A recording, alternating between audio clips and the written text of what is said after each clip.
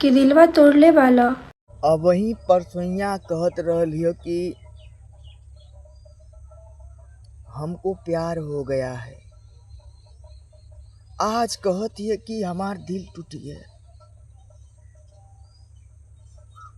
और 2 हफ्तवा पहले घूमत रहले कि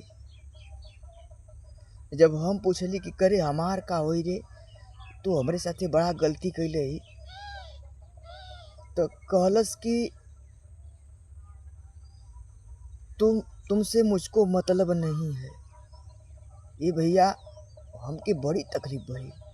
हम कनी सरवा जे के हम जान समझतनी, जेकरे खातिर सरवा रात रात भर जागतलिन हो, भोसड़ी हमके ऐसे बोल के चल गए। एकदम तकलीफ होती है भाई।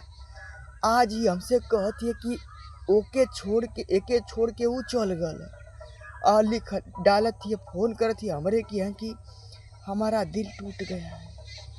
हम कनी हफ्ता महीना में भैया ही कितना लोगन से दिल तोड़त है, कितना लोगन से जुड़त है।